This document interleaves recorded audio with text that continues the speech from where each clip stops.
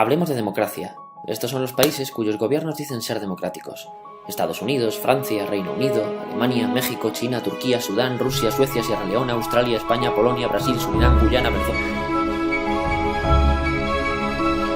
Joder. Todos somos democracias. Qué bien, ¿no? Vamos a intentarlo de otra manera. Esto es 1984, una novela de ciencia ficción de George Orwell. En ella, un gobierno elimina palabras para controlarnos. Imagina que eliminas del diccionario palabras como guerra, violencia, asesinar y cosas así, pero dejas paz. Cuando en un país no hay paz, ¿qué dirás? No puedes decir que hay guerra, esa palabra no existe. Acabaríamos diciendo que hay menos paz. Llamaríamos al problema con el nombre de la solución. Una auténtica locura. ¿Y si nos está pasando algo parecido? ¿Qué haces? Pues un vídeo como... ¿Un vídeo como el de Siria? Pues sí, bueno, os presento a mi padre. ¿Me puedo quedar a mirar? ¿Quieres que te ayude? Sí, venga. ¿Cuál dirías que es nuestra forma de gobierno? Pues la democracia. Vale, vivimos en democracia. ¿Por qué? Pues porque hay elecciones, que es algo que nos costó mucho conseguir. Vale, las elecciones son una conquista ¿Del pueblo? Vale, del pueblo. ¿Y a quiénes elegimos? Hombre, a los políticos más preparados. Vale, o sea que los políticos son gente preparada. Sí, y si no te gusta lo que han hecho, les echas. El pueblo manda. Vale, o sea que el poder está en los ciudadanos. Sí, bueno, a ver, aquí no puede mandar todo Cristo, si no sería una locura. No se puede dar el poder al pueblo porque sería una locura. Un poco contradicción, ¿no? Hombre, sí, pero para eso están los partidos. Vale, los partidos. Sí, si les votas habiendo leído el programa electoral. Vale, o sea que el programa electoral es muy importante. ¿Y te fías de que lo van a cumplir? Hombre, no mucho. Pero es que todo el mundo desconfía de los políticos. Sí, apunta eso también. Vale, ¿y de dónde viene la democracia? Pues de los romanos. Bueno, no, de los griegos. Sí, de Atenas. Ahora que a ti que te gustan los mapas... Bueno, pero nuestro sistema de gobierno no viene de Grecia. Sí, pero Grecia es... El poder puede ser visualizado como una pirámide. Arriba están los que pueden hacer las leyes, los que mandan, vaya. Abajo los que obedecen. Y así era muy básicamente como nos organizábamos hace 200 años. Este señor era el rey. Ya sabes que ser rey se hereda. Y solo podían ser reyes sus hijos. El resto de la gente estaba aquí. En Francia, para que no fuera tan visible que ellos tenían todo el poder, los reyes consultaban de vez en cuando a una asamblea donde estaban los nobles, la iglesia, y de todo este resto que quedaba, se eligió a la gente con profesiones prestigiosas, abogados, comerciantes, los burgueses. A los burgueses les había volado la cabeza un libro, El contrato social, de Rousseau. Rousseau dijo que todos debemos participar en hacer las leyes. De lo contrario, no son leyes. Así que lo que hacían los reyes no eran leyes. ¿Cómo lo solucionaron? Quitando al rey. Ahora, ¿quién haría las leyes? Rousseau dice que para que una ley sea ley, todos debemos participar en hacerla. Pero hay varias maneras de que todos participemos. Una de ellas es que elijamos a representantes. No haremos las leyes nosotros, pero nos consultarán y nos pedirán permiso para aprobarlas. Perfecto. Los de abajo han dicho que sí. Ahora esto es una ley. Las repúblicas que nacieron por aquel entonces, como la República Francesa y los Estados Unidos, optaron por esta vía y se llamaron a sí mismas repúblicas de gobierno representativo. ¿Y quién podía elegir a los representantes? Solo los considerados libres, hombres, mayores de 25 años e independientes económicamente, gente con dinero y propiedades, mayoritariamente burgueses. Resultado, los que eligen y los elegidos son del mismo grupo. Así que la elección no es una conquista del pueblo, es una conquista de un grupo, de una élite. Espera, rebobinemos.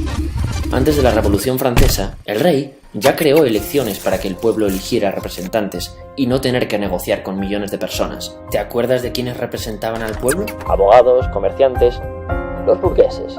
Exacto, los famosos burgueses. Así que los burgueses ni siquiera conquistan las elecciones, mantienen un método que ya habían usado algunos reyes.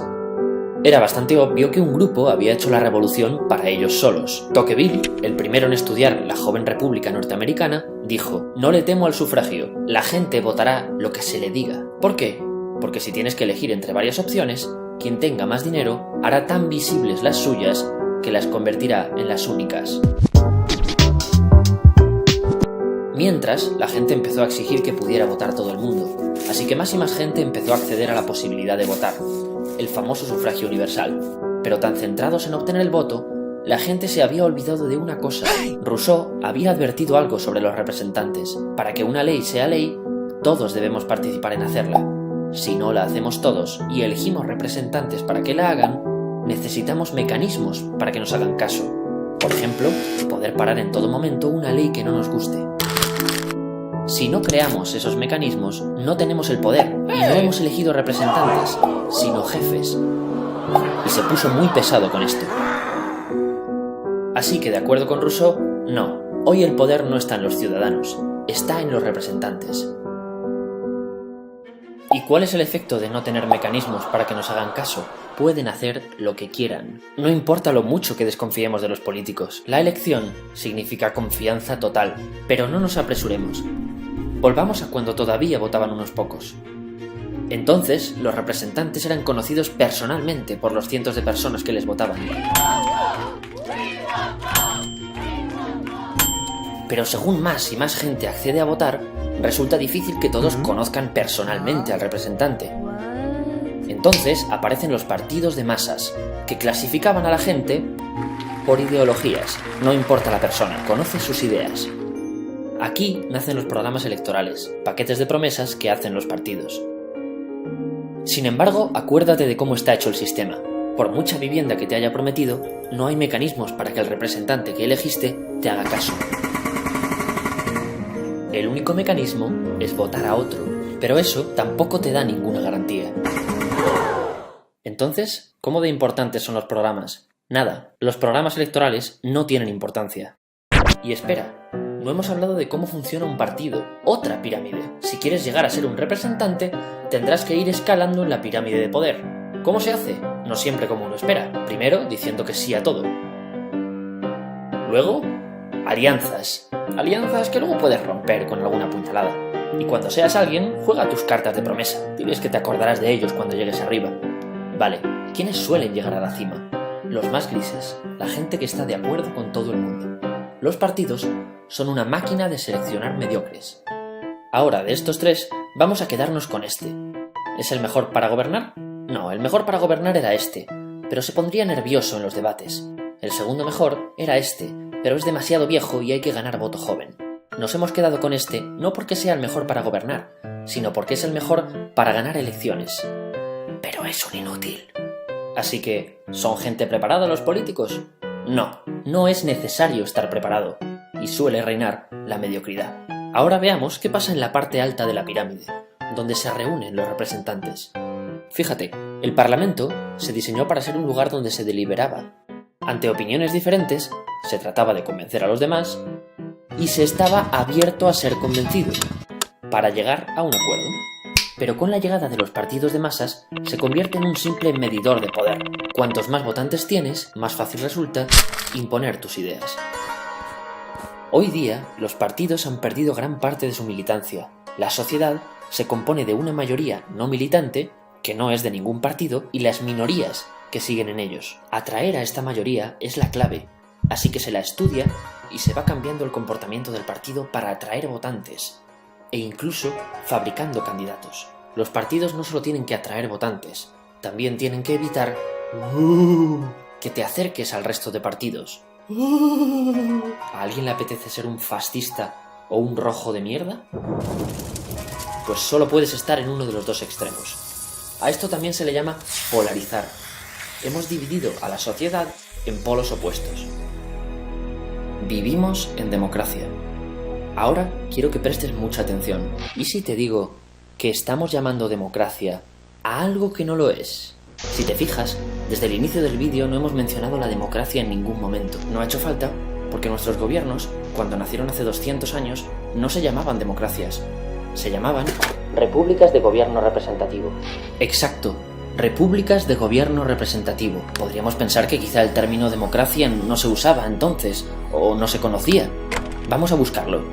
John Adams, presidente de Estados Unidos, uno de sus padres fundadores. La democracia degenera en anarquía. La democracia nunca dura. James Madison, cuarto presidente de Estados Unidos, otro de esos fundadores.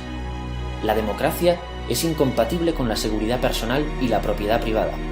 Sí que se conocía. En Estados Unidos, el gobierno representativo más antiguo, sus fundadores hablaban de la democracia. Decían que era algo negativo y opuesto a lo que crearon. Lo puedes buscar. La palabra democracia no se menciona ni una sola vez en la Constitución que redactaron, ni en la Constitución de la Revolución Francesa, una de las primeras constituciones de la era moderna. Si consideramos, como decían los padres fundadores de Estados Unidos, que lo opuesto a los gobiernos representativos es la democracia, algo que, ojo, aún no hemos dicho ni qué es, ¿qué puede pasar si los llamamos de la misma manera? Que ahora es imposible preguntarse, ¿qué es esto otro? Deben ser lo mismo, porque tienen el mismo nombre. ¿Te acuerdas? Si queremos saber lo que es la paz, no podemos llamar a la guerra con el mismo nombre. Para saber qué es esto, hay que negar que estas cosas son lo mismo. Ahora, después de ver qué opinión tenían de la democracia los fundadores de nuestro gobierno, quizá esto no te parezca tan bestia.